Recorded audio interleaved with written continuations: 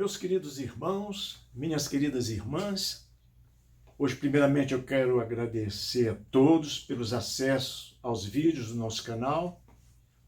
Quero deixar bem claro que o objetivo desse canal, o principal objetivo dele, é glorificar o nome do Senhor Deus. A Ele, portanto, toda a glória. Agradeço também pelas dúvidas que vocês estão enviando para o canal, o que nos dá oportunidade de explicar melhor os assuntos que talvez eu tenha passado de uma maneira muito rápida. E isso vai favorecer mais pessoas. Hoje nós vamos estudar, continuar no capítulo 2, que iniciamos na última aula. Vamos do versículo 13 ao versículo 25, que vai tratar da ida de Jesus ao templo em Jerusalém. Vamos ler primeiramente dois textos bíblicos que têm a ver com essa passagem. O primeiro texto que eu quero ler está no Salmo 69, versículo 9, que diz o seguinte: Pois o zelo da tua casa, ó Pai, me consome, as injúrias dos que te ultrajam caem sobre mim. Vamos agora então ler o texto de hoje. Vamos ler somente o versículo 13 a 16, embora a nossa aula vá até o versículo 25.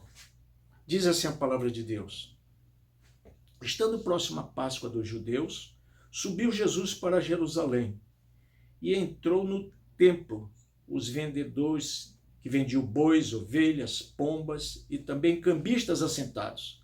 Tendo feito um chicote de cordas, expulsou do templo, bem como as ovelhas, os bois, derramou pelo chão o dinheiro dos cambistas, virou a mesas e disse aos que vendiam as pombas: Tirai daqui essas coisas, não façais da casa do meu pai casa de negócio.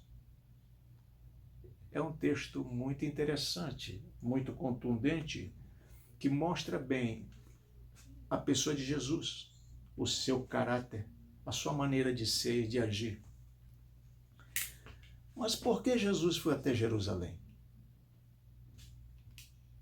Provavelmente Jesus estava vindo de Cafarnaum, onde estava com sua mãe e seus discípulos logo após as bodas de Caná da Galileia. Mas por que ele foi até lá Jerusalém? Jesus foi a Jerusalém, o texto explica que lá iria acontecer no dia seguinte a festa da Páscoa. A festa da Páscoa é tida no calendário judaico como a maior festa daquele povo. Era a festa mais importante. Era uma festa grandiosa. E eu digo grandiosa do ponto de vista religioso, do ponto de vista econômico, é também do tanto de pessoas que afluíam das cidades de circunvizinhanças para aquela cidade. Os dados históricos, os pesquisadores registram que a população de Jerusalém naquela época de Jesus dava em torno de 45 mil habitantes. E essa população, na época da festa da Páscoa, dessa festa em particular, quadriplicava, chegando a 180 mil, próximo até de 200 mil pessoas. Eram muitas pessoas, eram muitos religiosos, eram muitos curiosos e muitos vendedores que vinham também para se favorecer desse momento e fazer suas vendas. Havia também muitas ocorrências de motins, indisciplina, o que era um problema para os guardas romanos, que tinham pavor de aglomeração. Mas, por outro lado, era uma festa de muita alegria, somente para os vendedores, os comerciantes, os cambistas e os sacerdotes, que ganhavam muito recurso financeiro com essas vendas e negociatas feitas dentro do templo. No versículo 15 e 16, diz o texto da seguinte maneira: Então ele fez um chicote de cordas e expulsou toda aquela gente dali. As ovelhas, os bois, viram as mesas, as moedas, dinheiro espalharam pelo chão, e disse aos que vendiam: Tirai tudo daqui. Pare de fazer da casa do meu pai um mercado, uma casa de negócio. Mas eu queria registrar aqui que o Senhor Jesus Cristo, na boda de Caná, a gente percebe que ele agiu com graça, com misericórdia. Já na festa da Páscoa, nesse momento em que ele expulsa os cambistas e negociantes do templo, se vê que Jesus agiu com julgamento e juízo. E essas duas reações antagônicas do Senhor Jesus haveriam de acompanhar o seu ministério até a cruz. Não deixaram de registrar a atitude do próprio Senhor Deus, que não é um Deus passivo, é um Deus que ama, mas se necessário, ele pune, se necessário, ele castiga o pecador. É bom a gente ter essa compreensão. No versículo 17, após os seus discípulos ver essa cena de Jesus, eles se lembram das palavras das Escrituras, que é justamente o texto que eu acabei de ler, do Salmo 69, 9. O meu amor pela tua casa queima dentro de mim, me consome, queima dentro de mim como fogo. Quando Jesus foi ressuscitado, os seus discípulos lembraram dessa passagem e aí foram entender o que diz as Escrituras. Bem, mas vamos ver agora o que esse texto nos ensina até aqui. Primeiro, que o templo do Senhor Deus é local de adoração e não de comércio. É óbvio que um bazar missionário para arrecadar recurso, uma festa que se faça, que a gente chama de junta-panela, onde cada um traz um prato e aquilo a gente vende para arrecadar dinheiro para obra missionária, para a construção de um templo, é válido. Mas não podemos extrapolar. Não podemos fazer comércio. Venda de água do Jordão, venda de sal do Mar Morto, venda de óleo santo, venda da roseira. Isso não deve ser feito.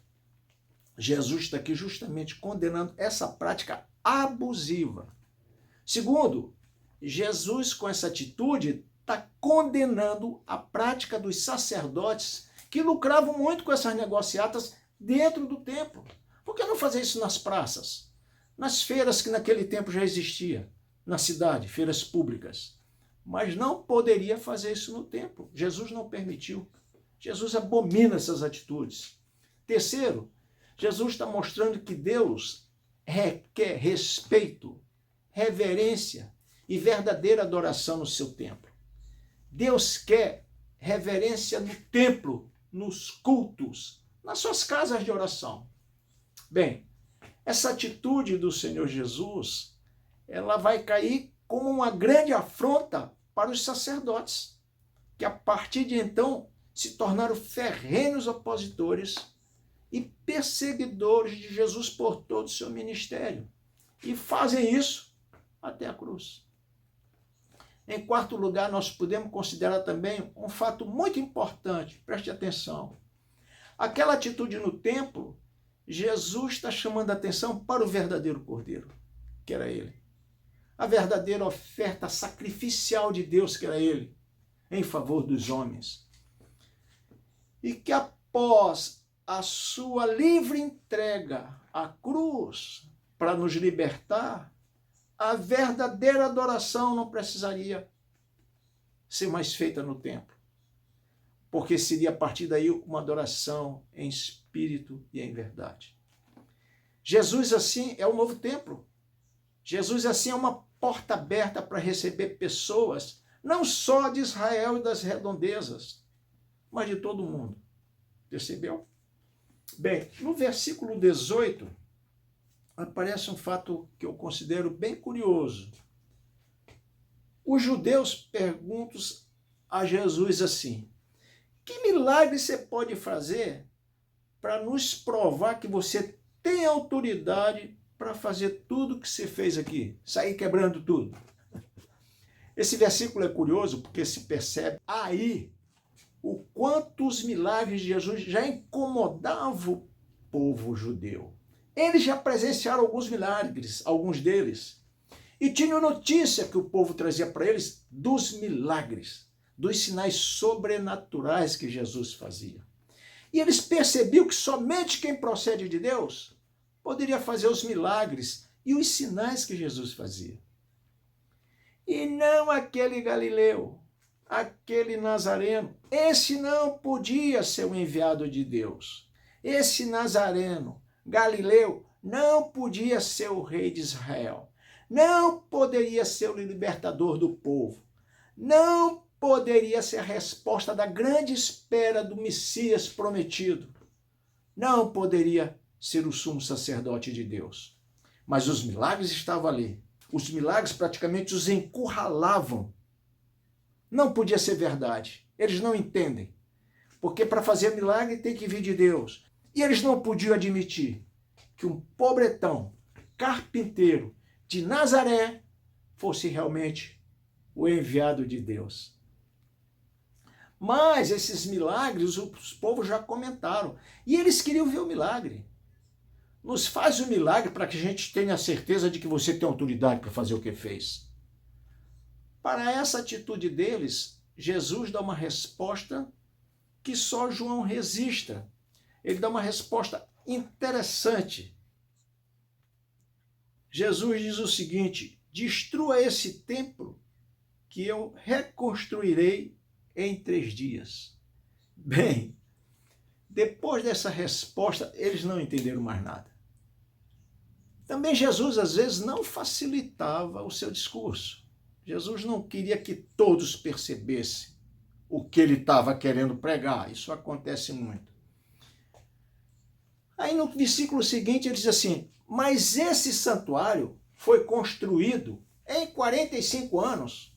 Como é que você vai dizer que constrói em 3 dias? Esse questionamento, esse diálogo, vai ser motivo de acusação contra Jesus futuramente lá no Sinédrio, com muitas acusações falsas. Mas a gente sabe que aos seus discípulos, Jesus costumava explicar tudo em particular. E ele deve ter explicado que se tratava do santuário do seu corpo, da sua morte e da sua ressurreição.